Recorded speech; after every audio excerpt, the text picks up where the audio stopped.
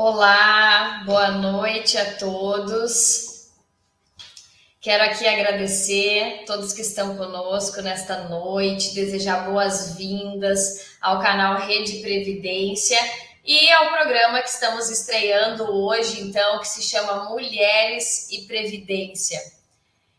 Para quem não me conhece, meu nome é Lisiane Guerin e é uma honra imensa para mim estar aqui hoje ao lado dessas mulheres incríveis. E então quero agradecer primeiramente a doutora Maria Fernanda Virst, a doutora Viviane Berends. Até o final eu aprendo seu nome, doutora. E a minha colega que está aqui junto comigo, a doutora Natasha Bublitz. Bom, gente, então sejam bem-vindos ao programa Mulheres e Previdência. O nosso programa é um programa que vai ser sempre transmitido uma vez por mês e o intuito aqui é falar de previdência, como sempre, né? Então vamos trazer muitos temas do direito previdenciário, os mais diversos temas, e ao mesmo tempo a gente sempre vai ter convidadas com a gente para falar um pouco também da sua vida profissional, da sua carreira, dos seus desafios como mulher. Então, além de a gente ter muito conhecimento, muita produção teórica aqui, a gente também vai ter inspiração dessas mulheres incríveis. O nosso programa, gente, vai ser feito em 3 blocos. Então, para quem já está aqui, que já dei boa noite, já está nos acompanhando, eu já vou explicar para saber tudo que vem pela frente. O programa vai ser dividido em 3 blocos. O primeiro bloco é o bloco Quem é Quem? Que a gente vai falar com as nossas entrevistadas, saber um pouquinho mais da sua carreira profissional, dos seus desafios que enfrentam ou que já enfrentaram na carreira relacionada à previdência. O segundo bloco, a gente vai sempre trazer o tema previdenciário da noite, que hoje é a pensão por morte e a importância do planejamento previdenciário da mulher. Então, a gente vai trazer diversas questões aí para falar sobre esse tema. E, por fim, a gente vai acabar com o terceiro bloco, que se chama Mulheres e Previdência. E a gente preparou aí uma perguntinha especial para cada uma das nossas convidadas para a gente encerrar o programa. Então, mais uma vez, quero agradecer a todos que já estão aqui conosco. Peço que fiquem, que acompanhem, mandem suas dúvidas. Referente às perguntas, já esclareço o seguinte: podem mandar dúvidas, a gente está falando sobre um assunto, hoje vamos falar sobre a pensão por morte. Podem sim mandar suas dúvidas, são sempre bem-vindas. Tudo que for possível durante o programa, nós também vamos responder. Caso tenha alguma coisa que a gente não consiga responder, a gente vai responder todas as perguntas no programa Caiu na Rede. Quem acompanha a Rede Previdência já sabe. Quem ainda não acompanha, a gente tem o programa Caiu na Rede também uma vez por mês, que nós utilizamos para responder todas as perguntas do público. Então, mandem as suas perguntas, nós vamos respondendo sempre que possível. E caso a gente não consiga te responder hoje, não perca o Caiu na Rede, que você vai ser respondido lá. Obrigada a todos. Vou passar a palavra, então, para a doutora Natasha Bublitz, para dar as boas-vindas a todos também.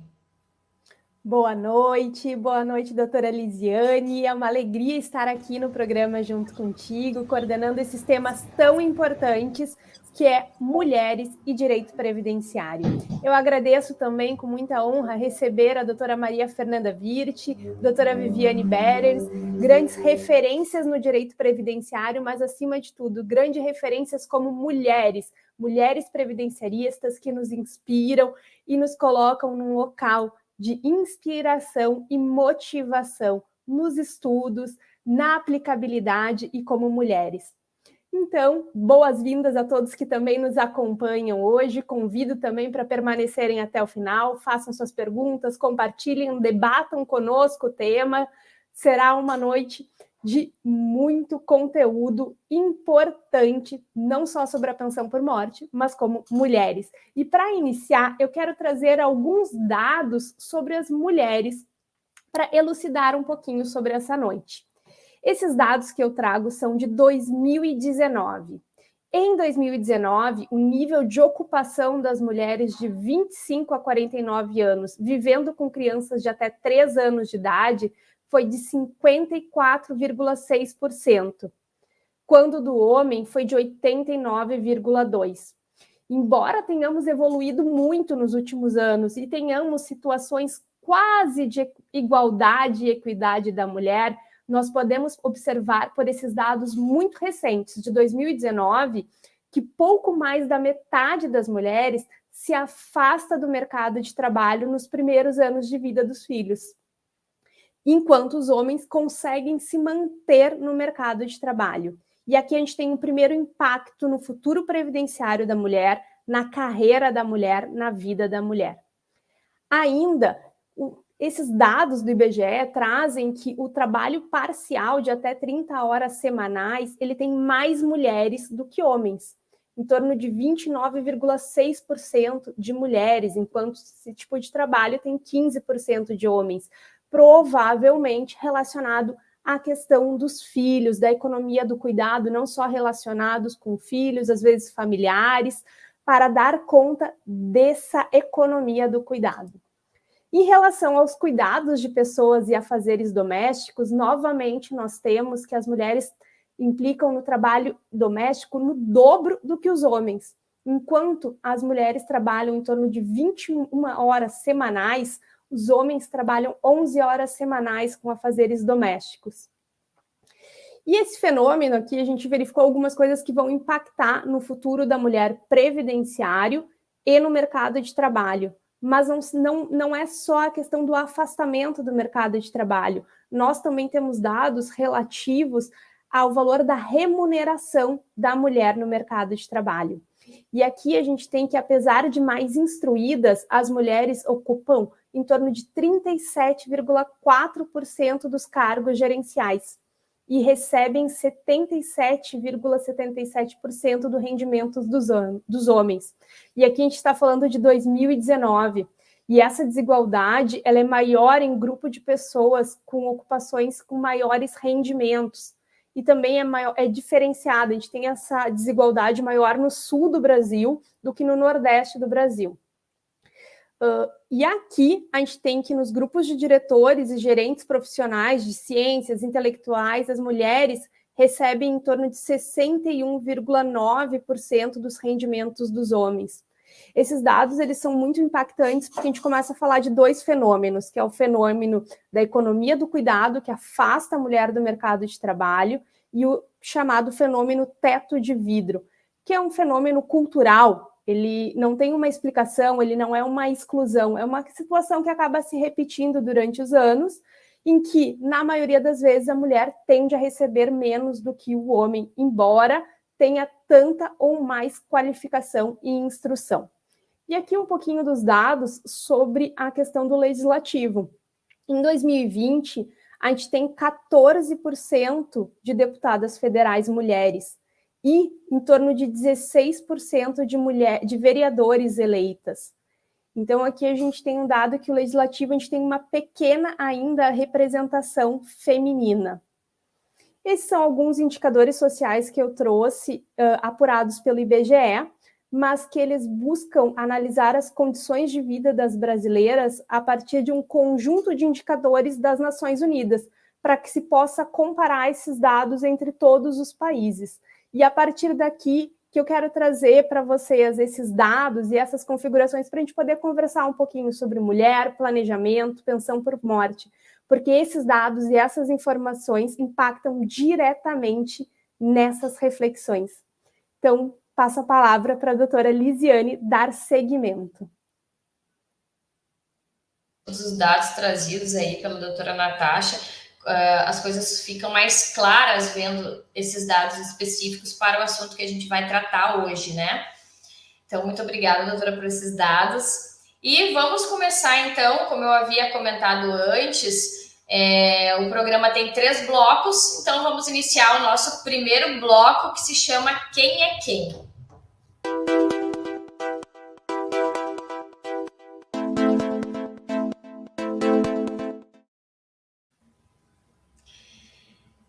Vamos começar então com a querida doutora Maria Fernanda Wirth. Quero saber de ti um pouquinho, se tu puderes contar pra gente um pouquinho da tua carreira profissional, como foi o início da tua carreira, como foram as suas escolhas, até os dias atuais, assim, brevemente, e também nos contar o que tu consideras que é o maior desafio como mulher na tua carreira profissional que tu já enfrentou ou que ainda enfrenta nos dias atuais. Olá, Elisiane, tudo bem? Doutora Natasha. Boa noite. Primeiro, moças, parabéns pela iniciativa, né? Que coisa maravilhosa de ter a oportunidade de debater direito a uma luz feminina. O quanto é importante as mulheres terem mais espaço, principalmente mais voz no debate. Bom, então, para quem não me conhece, minha carreira jurídica vem acontecendo aí nos últimos 20 e poucos anos. A gente não pode mais falar muitos anos por conta da idade, senão vai denunciando. Mas entrei no direito super por acaso, e vou falar honestamente que não gostava muito não, sabe? Eu entrei no direito com aquela história de mãe, sabe? Você é inteligente, então faz direito. E eu não gostava, achava um pouco burocrático.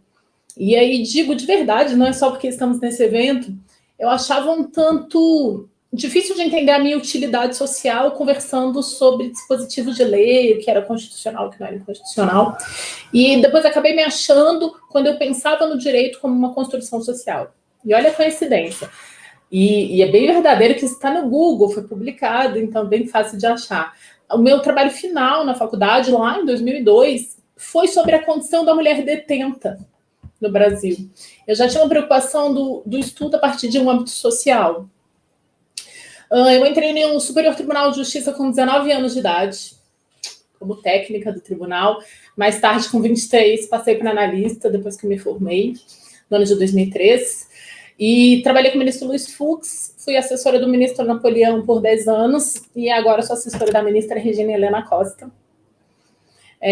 Meu desafio é grande, eu sou previdenciarista há 11 anos. Confesso que no STJ eu tenho poucos desafios em ser mulher. O STJ é uma instituição muito aberta. Nós temos mais dirigentes femininas do que homens. E ser mulher facilitou a minha entrada no gabinete do ministro Napoleão, não pela mente maldosa das pessoas, né, que já perguntam se o ministro é solteiro, se é casado, se é assanhado ou não. Mas o ministro Napoleão tinha por hábito sempre escolher mulheres na assessoria, porque ele acredita que a mulher tem mais sensibilidade. Então, ela conseguiria analisar melhor o processo, colocar mais no lugar da parte e redigir melhor. Então, foram facilidades, na verdade, não foram dificuldades. No meio disso tudo, dessa carreira, criei um filho que faz 21 anos, semana que vem. Um absurdo eu dizer que eu tenho um filho dessa idade. Tenho. E foi um desafio conciliar toda essa história, né? Ocupar determinados espaços, sendo mãe tão nova, enfrentando vários pré-julgamentos que se estabelecem. Confesso que os meus desafios maiores, hoje, se eu colocar a nível de previdência, o trabalho que eu desenvolvo na Previdência Social, especialmente, que é dando aulas, eu viajo o país todo, participo de todos os congressos, é manter a minha feminilidade onde ela tem que estar. Eu acho que o nosso meio, o meio jurídico em geral, ele masculiniza muito a mulher. Né? Olha só qual é a foto clássica da advogada? A advogada com um terninho e decote bem fechado, né? Parece que não podemos ser feminina, que ser feminino nos retira né, as nossas qualidades e o nosso estudo. Eu ainda acho um desafio pensar o tanto que eu já estudei, o tanto que eu caminhei, eu ainda ter que me preocupar o quanto do meu colo está aparecendo e o quanto das minhas pernas estão de fora. E eu tento quebrar essas barreiras. Eu costumo aparecer nos congressos com os vestidos um tanto mais curtos, com o decote que eu quero usar, porque eu acho que o meu conhecimento e a minha capacidade não tem nada a ver com parecer masculino ou parecer menos feminino. Esse é um desafio grande, não é um desafio pequeno. A gente ainda é colocado à prova. Confesso que eu fui a um congresso, eu acho que foi no ano de 2019, e era um congresso que, por incrível que pareça, só tinham palestrantes homens. Não tinha palestrante mulher, eu era a única palestrante mulher. Não só a minha mesa era só de homens, o evento inteiro era masculino. E tinha um senhor que compunha a mesa comigo, é claro que a gente não cita nenhum nome aqui, nem vou dar o nome do evento. E conversei 1 minuto com essa pessoa que já ocupou um cargo muito importante, é uma pessoa bem conhecida. E logo depois eu vejo ele entrando novamente na sala, perguntando por mim, porque estava na hora de a gente compor a mesa, só que eles referiam a mim da seguinte maneira: cadê aquela guria com umas tatuagens no pé? Isso ainda ofende, né? Eu não estava ali nem por conta da minha aparência, ela não era nem um pouco importante no momento. Então ainda é desafiante, assim, você ocupar esse tipo de espaço e mostrar a sua participação, o seu estudo, a sua capacidade, independente, né, do quanto de pele você mostra. Acho que é isso, acho que eu apresentei-me, né? Muito obrigada por compartilhar um pouquinho da tua história. Às vezes a gente participa de muitos eventos, nós já estivemos muitas vezes juntas em eventos e nem sempre a gente sabe esse lado. Então, acho que é muito importante a gente trazer aqui um pouquinho e fico feliz de tu poder compartilhar um pouquinho da tua história profissional e desses desafios. Confesso que o desafio que tu colocaste, com certeza, é para mim também um dos maiores desafios. Inclusive, nós tivemos aqui no canal, no Mês da Mulher, nós fizemos um vídeo falando sobre os principais desafios e eu coloquei também esse ponto, porque realmente a gente é extremamente julgada e como se nós perdêssemos a credibilidade profissional por uma roupa ou por um cabelo ou por uma tatuagem. Então, acho que é muito importante a gente trazer isso. Obrigada, Maria Fernanda. Passo a palavra, então, para a doutora Natasha dar seguimento aí. Obrigada, doutora Maria Fernanda, pelas colocações, por dividir a questão. Até eu fiquei ouvindo e refletindo sobre a questão das vestes e do conhecimento. Hoje eu observei que hoje eu botei uma roupa toda fechada, apesar de um evento só de mulheres, porque a gente tende, apesar dos toques, apesar da identidade restar preservada, a gente tende a querer se afirmar que não é só mulher, não é só um corpo, e sim é conhecimento, e querer que a voz chegue e seja ouvida por todos dentro da questão de intelectualidade, de conhecimento. Então, é muito interessante, porque nós, mulheres, tendemos a nós mesmas nos... não seria boicotar, mas questionarmos isso muito fortemente, né? Então, agradeço essa reflexão, pois muito importante. E dou seguimento passando a palavra para a doutora Viviane, que mantém muito da sua feminilidade e é uma inspiração para todas nós, contar um pouquinho da sua carreira jurídica, contar um pouco sobre a sua advocacia previdenciária e colocar para nós um pouco dos seus desafios que enfrenta como mulher ou que enfrentou em algum momento. Passo a palavra. Muito obrigada, boa noite, então, mulheres aí maravilhosas, né, que além de lindas, são aí profissionais de excelência. Olha, para mim é uma honra, uma grande alegria estar aqui com vocês, quero parabenizar vocês aí pelo programa, pela iniciativa aí na abordagem dessas temáticas, né, como eu já disse aí nos bastidores, vocês sabem que eu sou uma grande entusiasta, né, dessas iniciativas aí que dão protagonismo para a advocacia previdenciária e que também tratam de questões de gênero no direito previdenciário, que eu acho que são fundamentais. Né? Vocês sabem, eu também tenho um programa muito parecido, né, com a querida colega, quero mandar um beijo para ela, porque eu sei que ela está ligadinha, passou o dia hoje, né, me mandando mensagem, boa sorte. Então, assim, é um apoio, um incentivo muito necessário, né, e esses espaços onde as mulheres, elas tragam um apoio uma para as outras, né, eu sempre digo, eu e a doutora Aline somos advogadas em uma cidade do interior, para quem não conhece, né, Camaquã, aqui no Rio Grande do Sul, e nós poderíamos muito facilmente ser concorrentes, né, e a gente, muito pelo contrário, resolver unir as nossas forças, criar um projeto bacana, que desse esse protagonismo para as mulheres, né, desse essa visão feminina para a advocacia, e aí tivemos avanços incríveis, né, vocês acompanharam no ano passado, um sonho se realizou, a muitas mãos, né, inclusive a doutora Natasha esteve conosco no primeiro Seminário Gaúcho das Advogadas Previdenciárias. Então, assim, quero parabenizar super vocês, a doutora Manuela Sanches, eu tive aí a honra de conhecer ela pessoalmente, num dos congressos, não me lembro qual foi, né, doutora Manuela? A gente trocou um chimarrão, eu acho que foi isso, né? Então, assim, na época que poderia ainda se trocar um chimarrão, né? Na época dos eventos presenciais, que saudade, né? Que saudade desses prévio-eventos, né? Dessas prévio-aglomerações aí. Mas eu tenho acompanhado o teu trabalho, né? Na diretoria da ABA, doutora Manuela, né? Na presidência da tua comissão, eu vejo aí, te vejo em eventos, escrevendo artigos, enfim, né? E eu confesso que é muito bacana ver o crescimento das colegas, né? Como advogada, como mulher previdenciarista, eu digo assim que é um orgulho quando eu vejo vocês aí ganhando espaço nas redes, né? Nas revistas jurídicas, nos e-books, né? Nas novas obras. Então, assim, quero te desejar cada vez mais sucesso, né? Individualmente, a doutora Natália também, né? A doutora Natasha também. Sempre troco, né, Nath? Desculpa.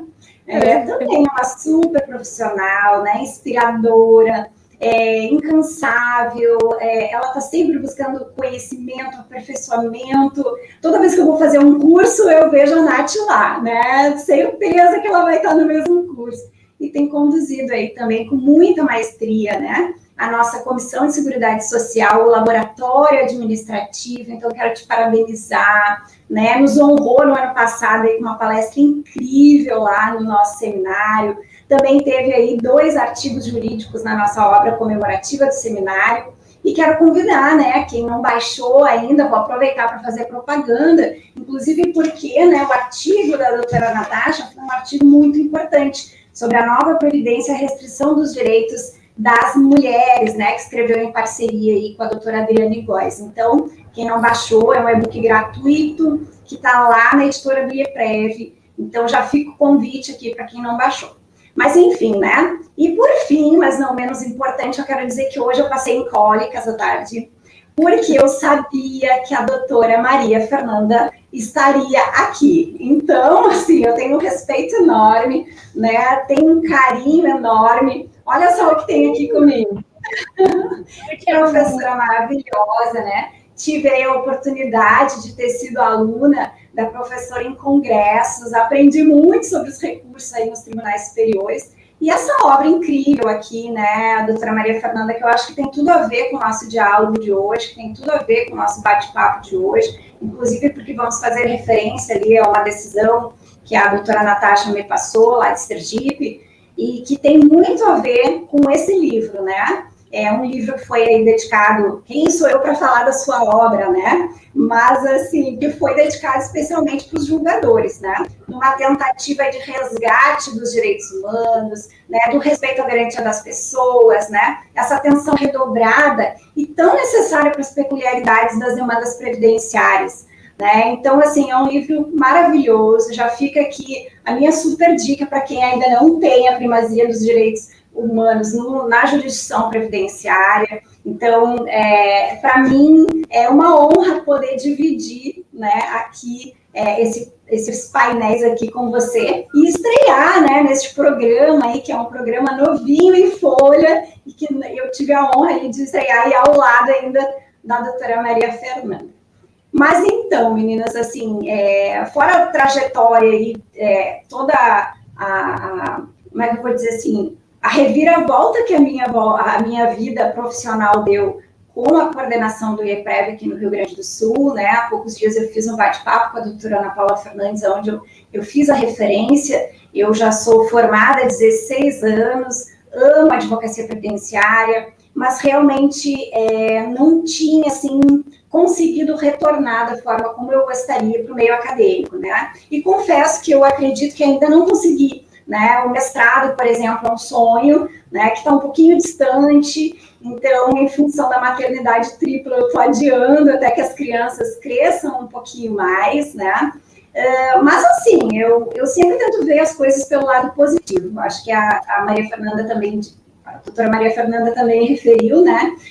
Eu, particularmente, assim, vejo muito as colegas falarem sobre assédio, né, sobre machismo, mas eu, sinceramente, lembro, assim, tem uma única situação, né, em todos esses 16 anos, que realmente me causou constrangimento, no evento, né, um professor, um palestrante, que também não vou referir nomes, também não vou referir evento, né, mas eu acho que ele acabou confundindo, assim, a minha educação, né, a minha admiração profissional por ele como professor, enfim, e ele acabou tentando aí avançar o limite, né, mas assim, foi sumariamente excluído da minha rede de network, né, não tive mais contato com essa pessoa, né, difícil foi convencer o maridão a não tomar nenhuma providência, mas a gente resolveu, né, seguir a civilidade, né, mas foi uma situação, assim, que me deixou constrangida, mas na maior parte do tempo eu não tenho o que falar, a gente lida com muitos colegas, né, até em função da comissão, tanto aqui,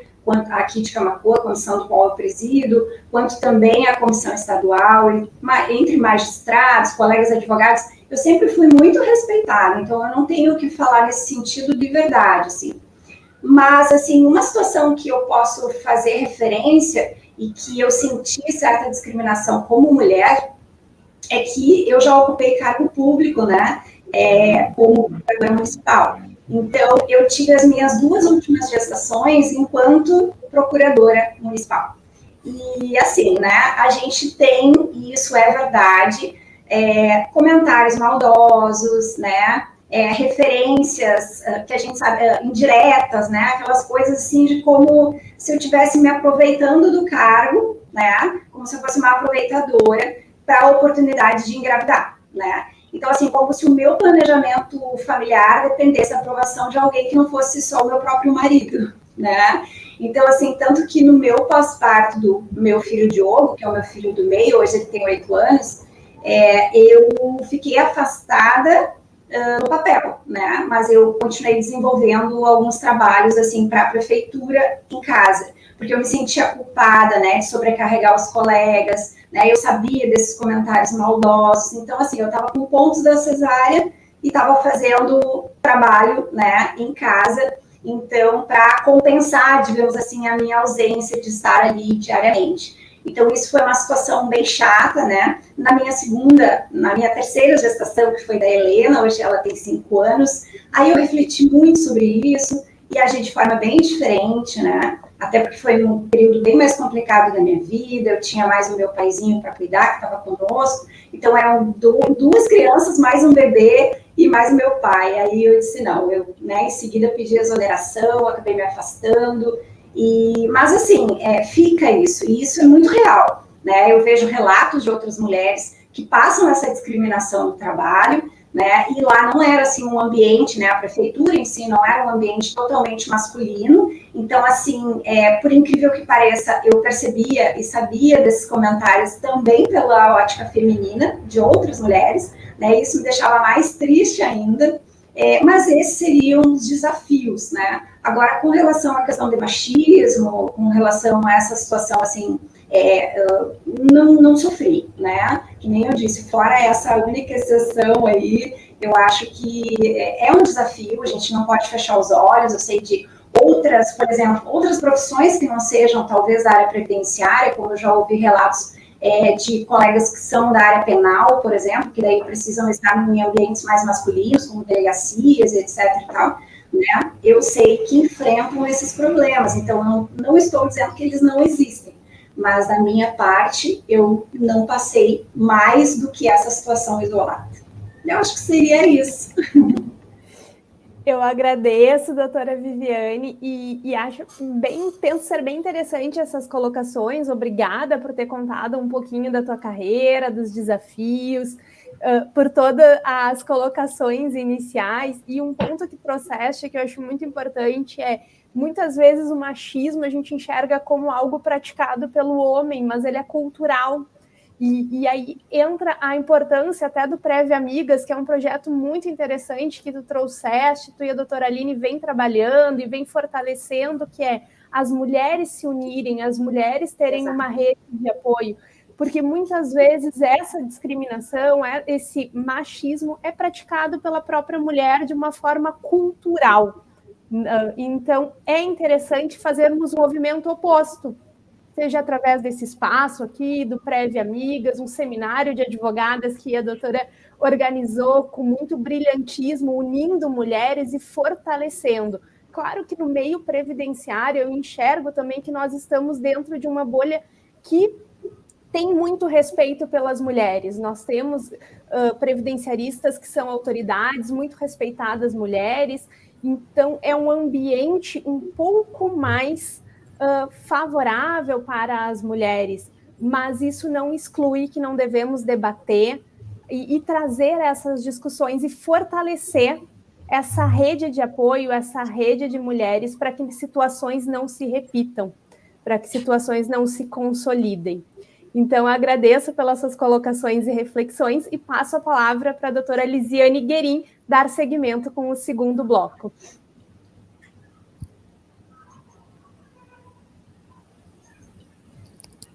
Microfone.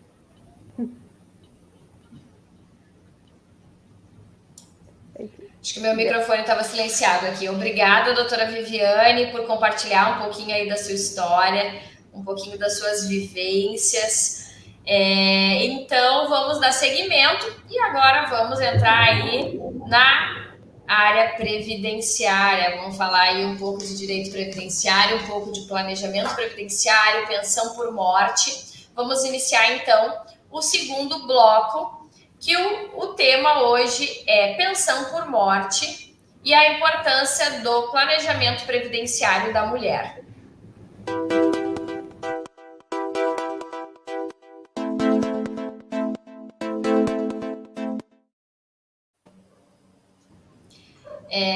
Eu vou dar seguimento aqui e a doutora Viviane, vou pedir para ela iniciar nos falando um pouco sobre... Vamos ter que falar um pouco da reforma da Previdência, porque ela teve um impacto muito grande no tema de hoje, que é a pensão por morte, né? Então, assim, nós escolhemos esse tema para fazer justamente esse link com a mulher e previdência, porque culturalmente ainda se vê que a mulher ela ainda possui uma dependência econômica, uma dependência financeira do marido, enfim, dos homens. E o que acontece?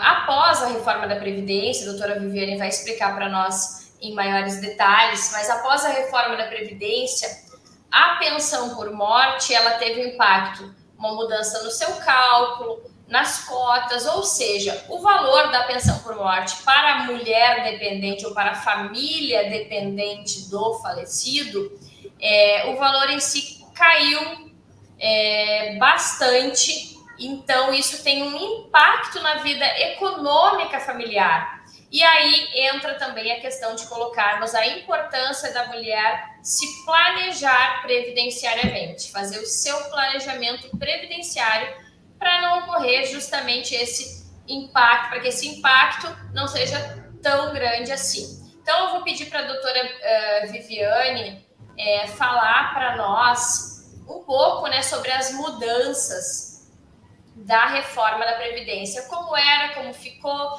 a alteração do cálculo, as cotas, mais nesse sentido. Certo. Bom, certo. Então, assim, a nível de introdução, né, eu acho que a doutora Natasha trouxe muito bem aí os dados, né, no início da nossa live, que trouxeram aí uma visão, né, panorâmica a respeito de todas essas dificuldades que as mulheres ainda enfrentam no mercado de trabalho, né, e isso aí vai acaba, né, impactando de forma muito direta também, né, nos benefícios previdenciários, incluindo o benefício de pensão por morte, né, que foi aí, como bem referido pela doutora Lisiane, um benefício que foi bastante afetado com a reforma. Mas a gente tem que lembrar que esse já foi um benefício, como eu sempre costumo brincar, e a doutora Priscila Simonato, que eu tenho um carinho enorme também, né, que é uma especialista aí na área de pensão por morte, ela sempre refere que foi a última cajadada, né, na cabeça dos segurados na questão da pensão por morte. Por quê? Porque a Lei 13.135, né, que é lá de 2015, ela já trouxe vários prejuízos, várias alterações muito significativas na pensão por morte. E também lembrando, né, que essa lei, a 13.135, ela já foi bem menos danosa do que a MP, né, que foi anterior a ela, a MP 664.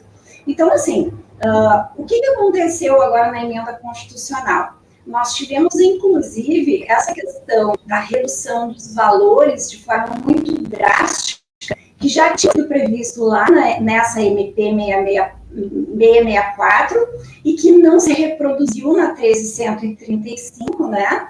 Que foi essa questão, então, da cota, né? Tão drástica para os segurados. Então, inclusive, nessa decisão que nós vamos fazer referência depois de Sergipe, nós temos o que é um retrocesso tamanho, né? Nessa redução, que nós voltamos a 1960, né? Então, na verdade, nós temos aí uma alteração muito significativa, né? Os valores, então, que passaram a ser aqui, isso, na Lei Orgânica da Assistência Social, né? Lá de 1960. Então, nós tivemos aí um grande retrocesso, desculpa, meninas, nós tivemos aí um grande retrocesso, né, com relação principalmente a esta cota. Eu não tenho aqui como fazer, deixa eu só ver se eu consigo compartilhar, eu queria o cálculo, porque ficou bem ruim. Não vou conseguir compartilhar aqui com vocês, mas eu vou trazer, por exemplo, tá? A cota familiar, né, de 50%, então, ela passou a ser, agora com a emenda constitucional, ela passou a ser de 50% mais 10% por dependente. O que era, então, na realidade, né, lá na Lei Orgânica da Assistência Social, em 1960, né? Inclusive, nós tivemos uma alteração até mais gravosa do que lá em 1960, né? Por quê? Porque a emenda constitucional, ela também reduziu o valor dos benefícios, né? Ela tirou a redução dos 20% menores salários de contribuição, então nós tínhamos aí, né, o cálculo anterior levava em consideração os 80% maiores, né? O que por si só, como por exemplo o professor Sérgio Geromez, ele faz esse cálculo, né? Que só essa alteração ali no período básico de cálculo, né? Só essa alteração já reduziria aí cerca de 15% do valor do benefício, né? Então, sobre essa média, ainda depois de se chegar nessa apuração, a gente ainda vai ter, né, mais uma aplicação do percentual da renda mensal inicial, que parte de 60%. E a partir dessa RMI é que vai se aplicar, então, o coeficiente da pensão por morte, né? Então, o que isso significa? Que nós teremos aí pelo menos 3 redutores do benefício da pensão, né? E essa doutora, como eu disse assim, na verdade é como se nós tivéssemos soterrado, né, todas essas conquistas que foram realizadas desde 1960 até o ano de 2019, né, anterior à emenda constitucional. Então, o novo cálculo da pensão, que está lá no artigo 23, ele é bem prejudicial, né? O que diz lá o nosso artigo 23 da emenda constitucional? Deixa eu abrir aqui, gente. Aqui.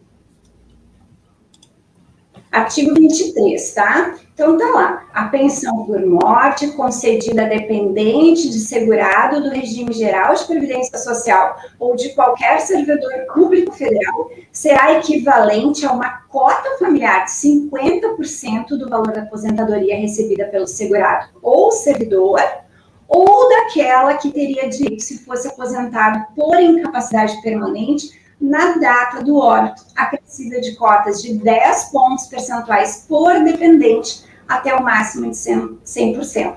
Então, assim, ó, agora eu vou tentar trazer o exemplo, né? Olha o jeito que está a minha folha aqui, mas aí vai ficar horrível tentar mostrar para vocês, né?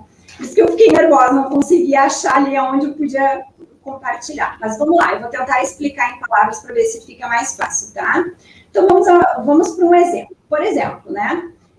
Vamos dizer que tem um homem e uma mulher, né? Que são casados entre si, um casal heterossexual, né? Então, esse casal, ele trabalha na mesma empresa há muitos anos, né? Eles recebem o mesmo salário, que já seria aí uma utopia, né? Porque nós sabemos, como a doutora Natasha trouxe para nós, que as diferenças salariais, elas são gigantescas, né?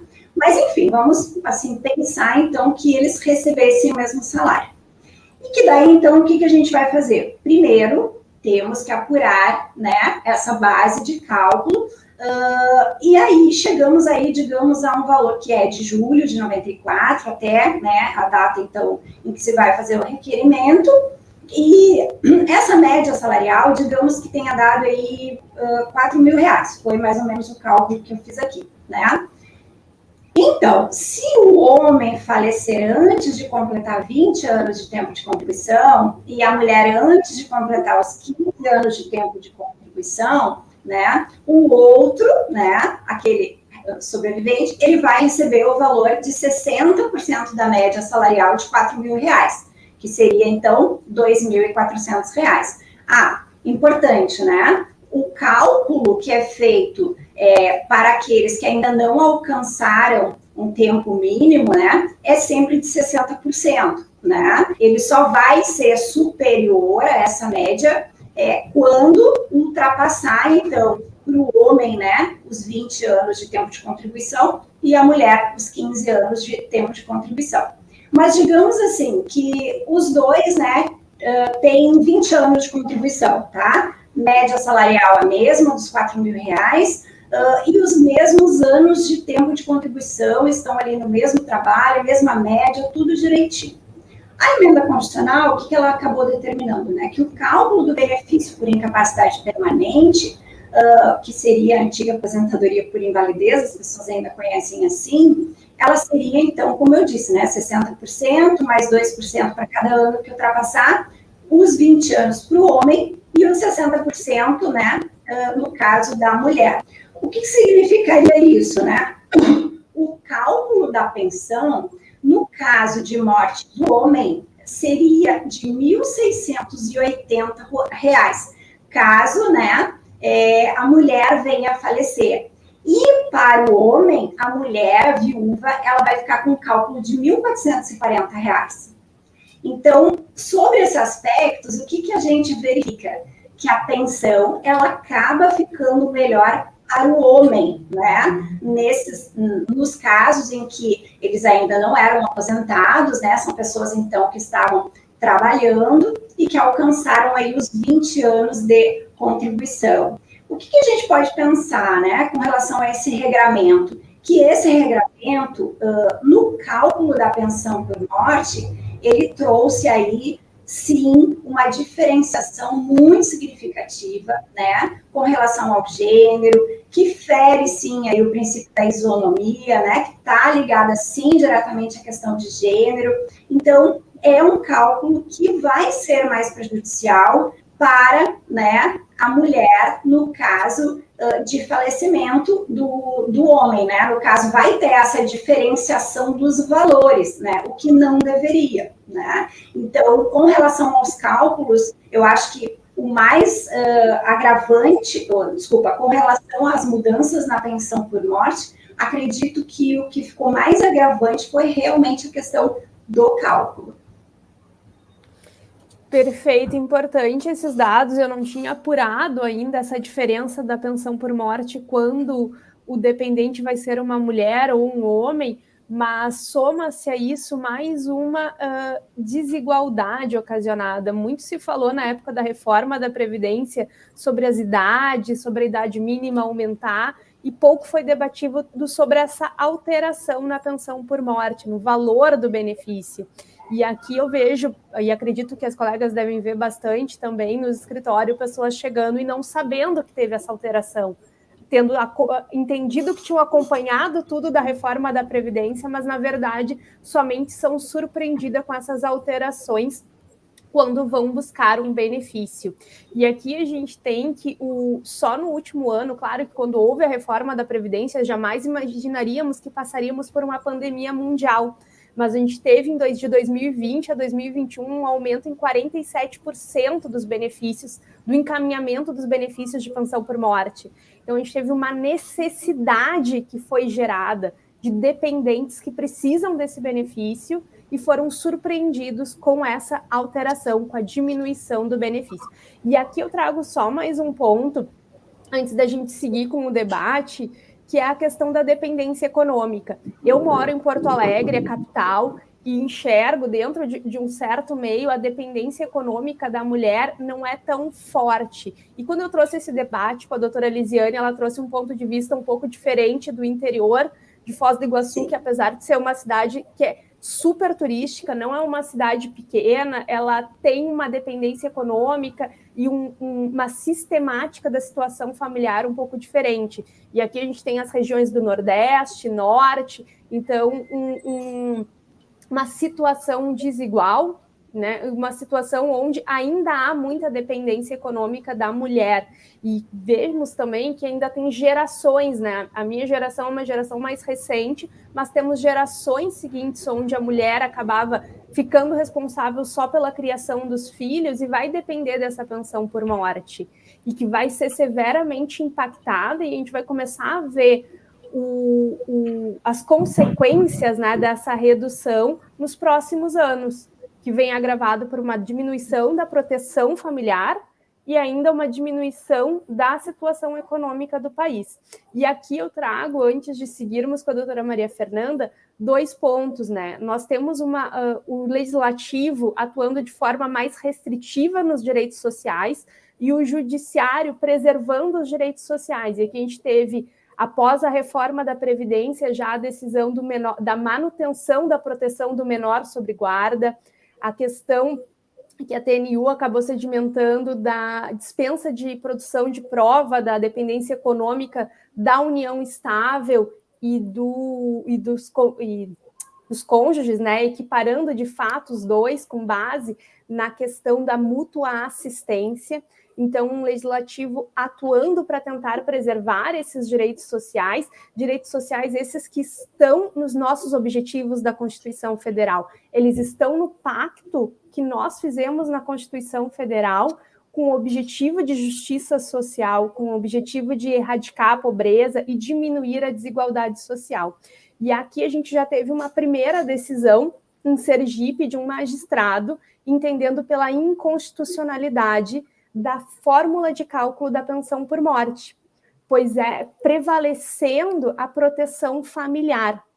E ele trouxe um pouco no seu voto a questão da proibição do retrocesso social, mas acredito que seja muito mais além, acredito que seja muito mais de dignidade dos objetivos da Constituição Federal. E aqui eu quero trazer um pouco a doutora Maria Fernanda para comentar conosco essa decisão, essa proteção, e trazer para nós um ponto de vista mais constitucional sobre esse benefício e essas restrições. Maria Fernanda, por favor. Muito bem, desafio maravilhoso. Porque, e foi bom a doutora Viviane trazer o livro à mostra, né? É impressionante como direitos fundamentais, direitos humanos, são bandeiras muito bonitas para palestras, né?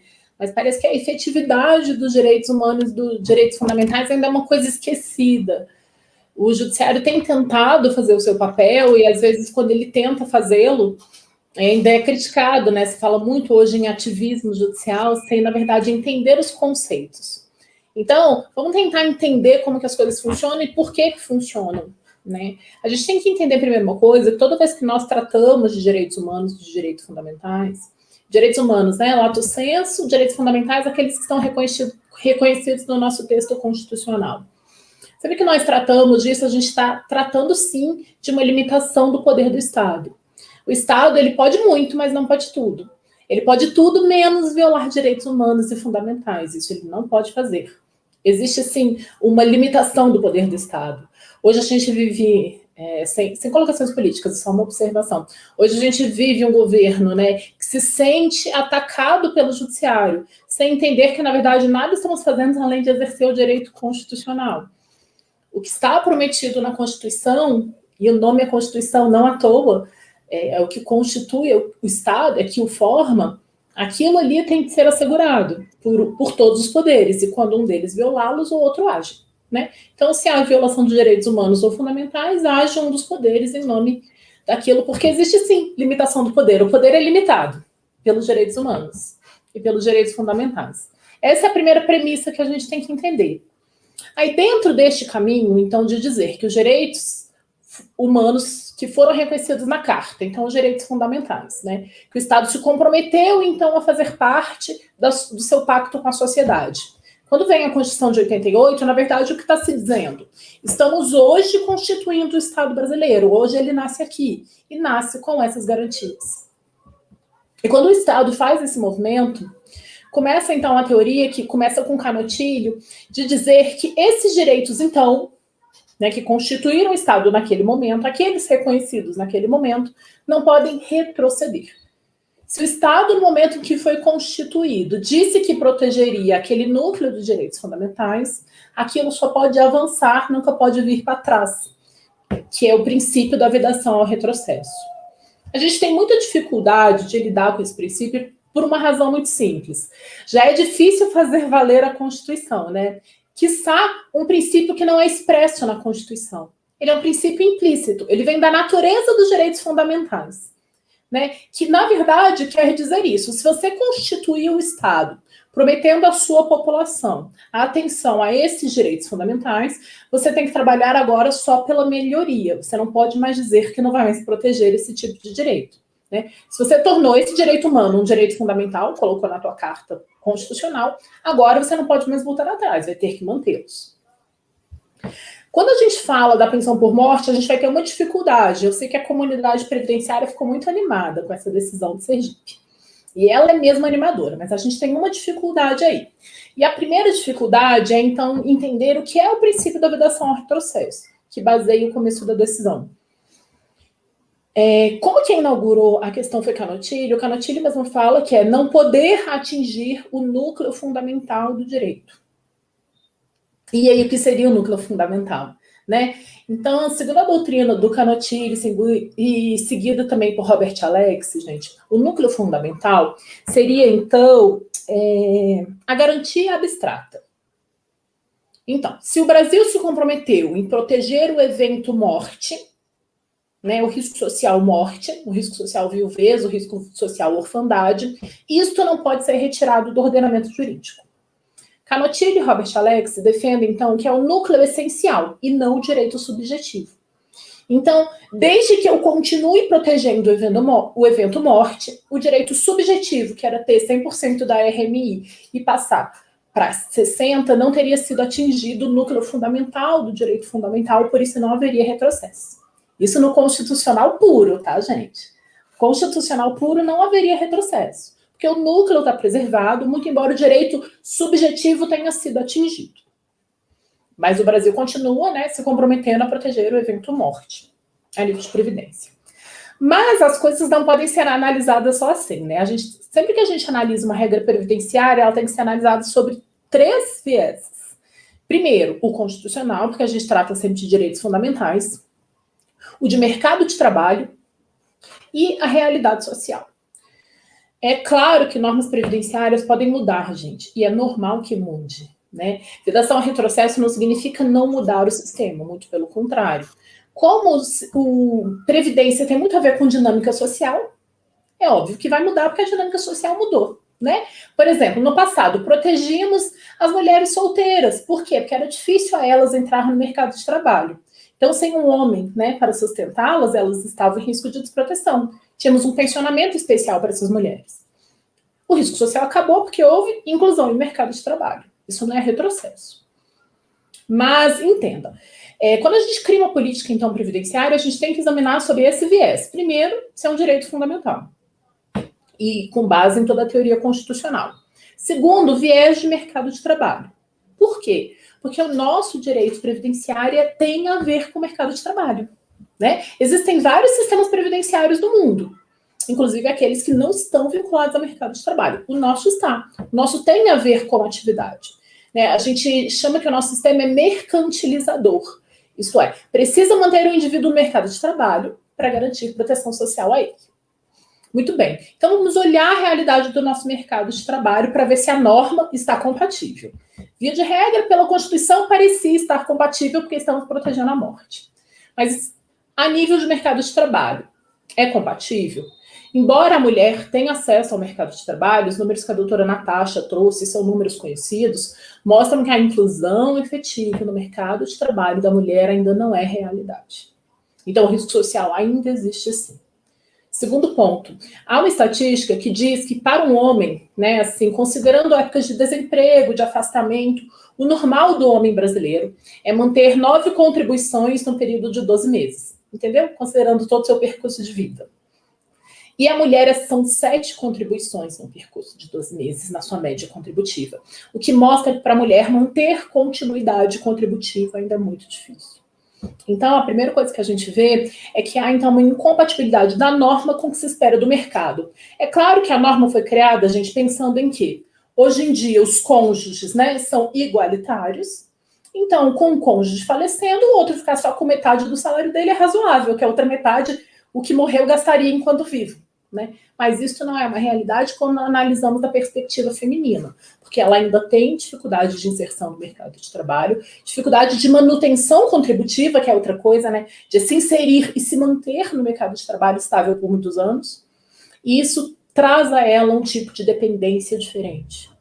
Então, às vezes, só metade, só 50%, só 60% do salário, da aposentadoria que seria devido ao marido, não é nem do salário, né? Da aposentadoria que seria devido ao marido, não seria suficiente para cobrir o risco social que ela está vivendo.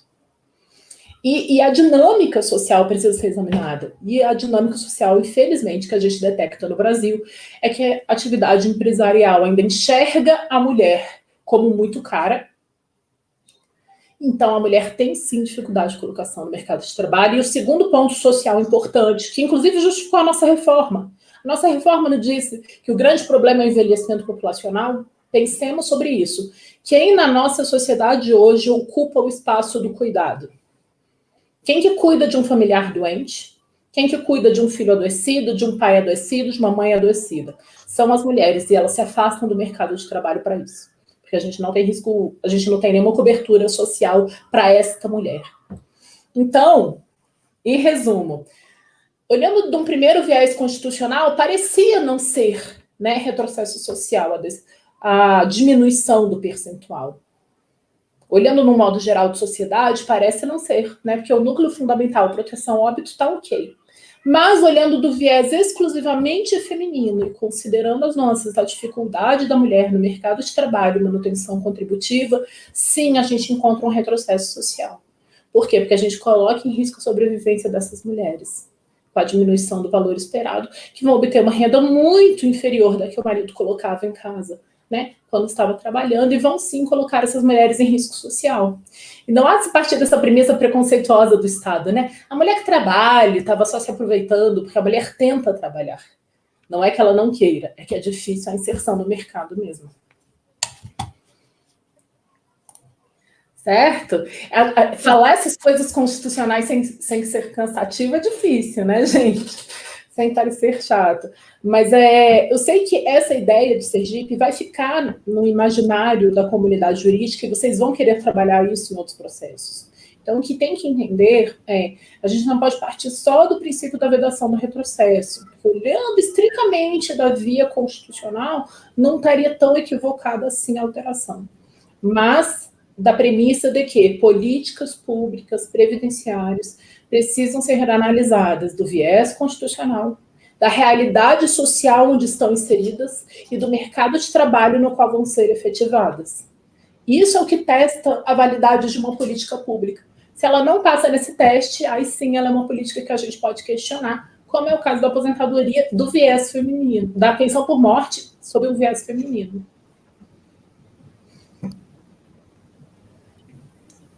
Perfeito, muito obrigada, doutora Maria.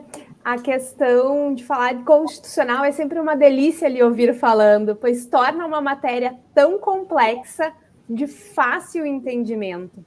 Isso é muito impressionante, não há quem não goste de lhe ouvir e fique interessado em refletir de uma forma mais profunda, porque falar de uma forma fácil não é tirar a complexidade e não é tirar a profundidade do que colocas. Então, é muito interessante. Obrigada pela forma de análise e realmente essa decisão de Sergipe, ela foi muito enxuta quando analisou como retrocesso social, mas hoje nós sabemos que o retrocesso social ele não pode ser visto de uma forma engessada.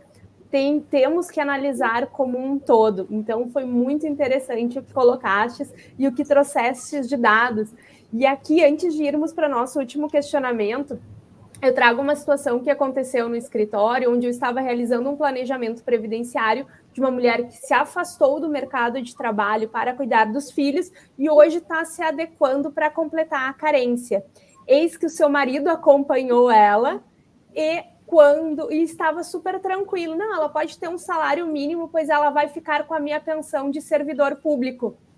E foi surpreendido com a informação que, mesmo sendo servidor público, a pensão não será mais do valor inteiro.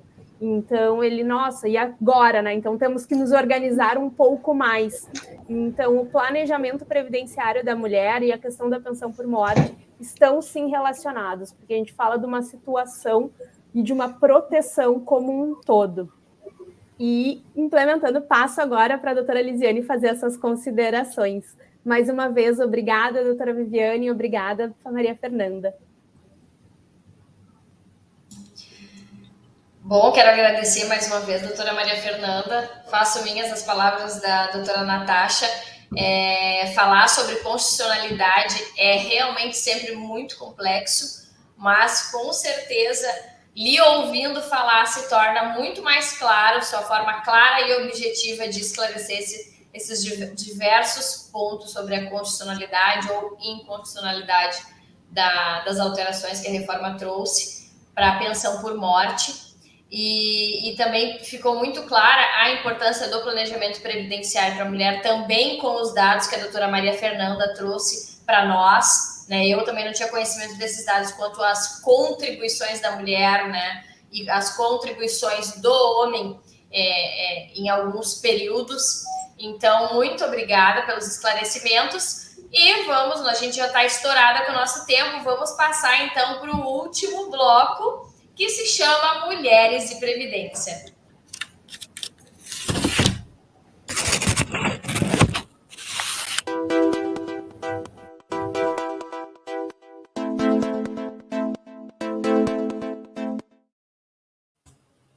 Bom, vou dar seguimento e vou continuar com a doutora Maria Fernanda aqui. Iniciamos, vamos finalizar. E aí fica essa pergunta aí, que nós preparamos para a parte final, que é a seguinte: quem é Maria Fernanda sob a ótica mulheres e previdência? Eita. Pergunta difícil, né? Eu já pensei sobre essa pergunta e foi muito... os últimos acontecimentos da semana me levaram a voltar a ler umas coisas que eu tinha separado. Eu sempre gostei muito da Simone de Beauvoir, que é uma ativista política francesa e filósofa, que escreve muito sobre a condição feminina no mundo. Ela traz muitas provocações sobre isso e eu gosto muito de como ela enxerga a mulher, né? Que não é daquela visão... Mesmo a mulher, gente, pensem aqui comigo, mesmo a mulher, quando ela é elogiada, quando ela é colocada em boas características, tem um viés muito machista, né? E foi bom que, lendo um texto da Simone, eu acabei achando a minha própria resposta.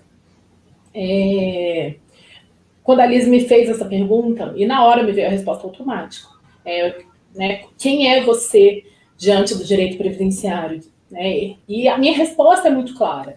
Eu tinha muito claro em mim que a minha resposta é: eu sou o cuidado. Né? Eu sou o cuidar. Minha preocupação é essa, é cuidar. Eu já tinha essa preocupação desde sempre de trazer o direito para uma efetivação de políticas públicas sociais.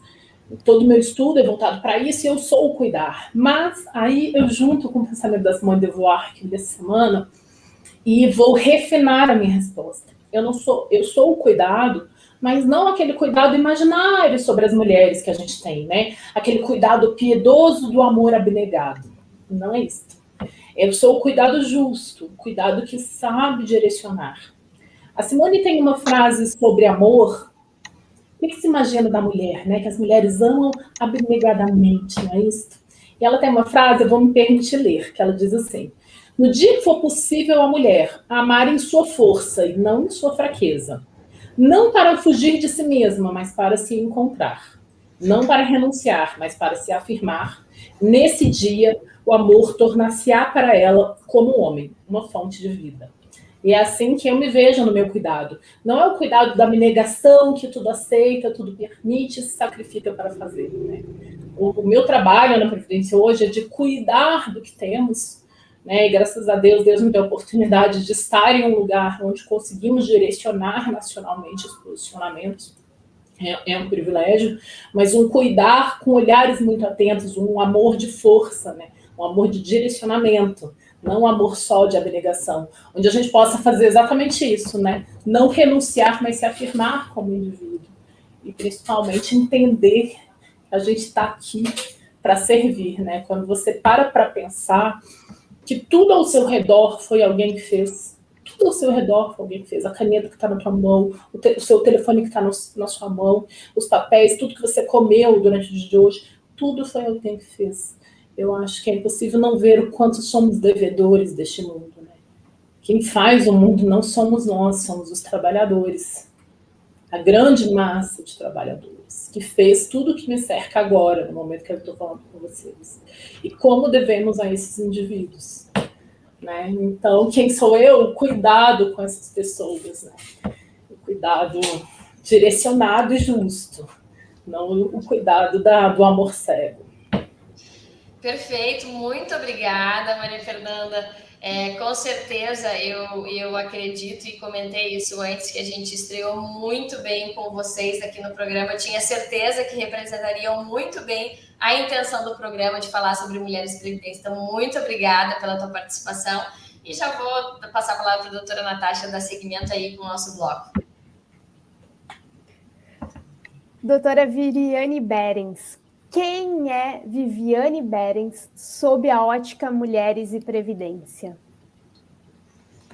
Puxa, é uma pergunta difícil de se responder, mas eu acredito que, como mulher, como previdenciarista, como mãe, eu me vejo numa constante tentativa de equilíbrio. Então, acho que eu me determino uma equilibrista, né?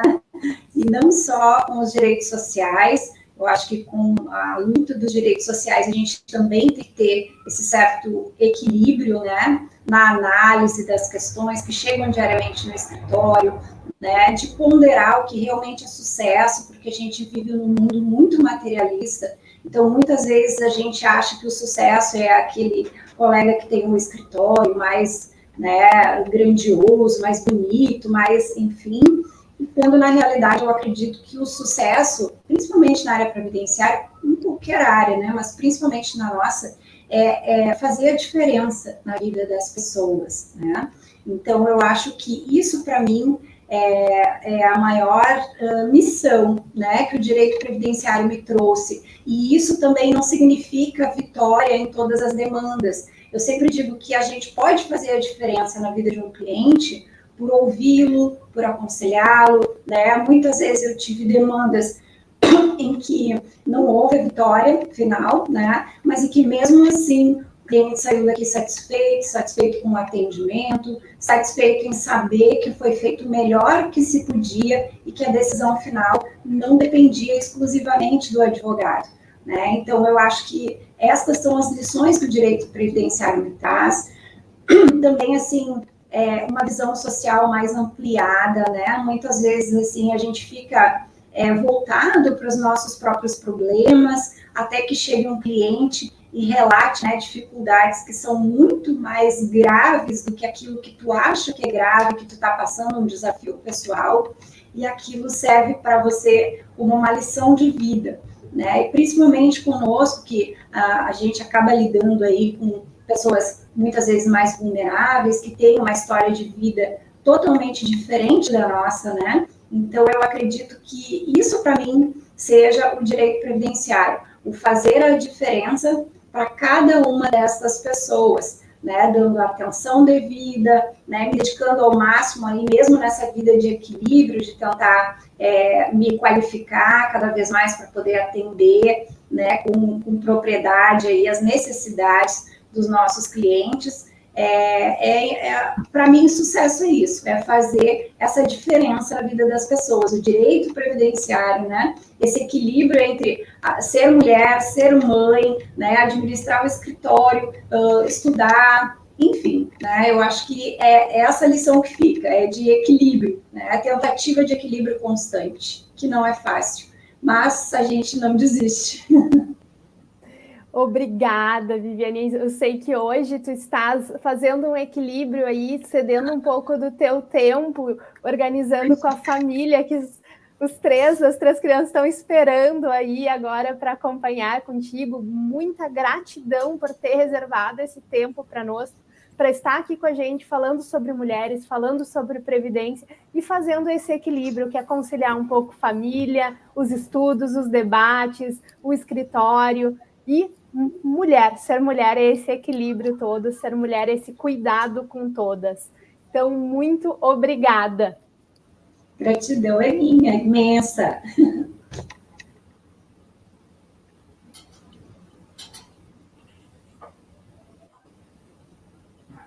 Microfone. Está sem áudio. Estou sempre esquecendo do áudio. É que eu acho que eu falo muito aí, tem que dar uma cortada de vez em quando. Bom, gente, quero agradecer, estamos chegando no final, foi um prazer imenso ter vocês aqui. Agradecer a doutora Viviane, doutora Natasha, doutora Maria Fernanda, foi imensamente prazeroso. Obrigada por terem aceito o convite e espero que a gente possa também estar juntas em outras oportunidades. Agradeço a todos que participaram aí do programa, que mandaram seus comentários, que estão aí sempre ativos na Rede Previdência. E, para finalizar, quero deixar um recado, lembrando a todos que a Rede Previdência agora tem o Clube de Descontos. Aqui abaixo da nossa live vai ficar o link para acesso ao grupo do Instagram, o grupo do WhatsApp e o grupo do Telegram, onde a gente vai, quem está participando desses grupos, vai ter ótimos descontos em primeira mão para todos os produtos que forem lançados pela Rede Previdência. A Rede Previdência hoje tem diversos programas, muito conteúdo previdenciário, todos gratuitos aqui, mas também tem diversos projetos em construção que vão ser lançados em breve. Então, participe do nosso clube de descontos. Muito obrigada mais uma vez a todos e desejo uma excelente noite. Até mais. Obrigada. Obrigada. Boa noite. Boa noite, obrigada.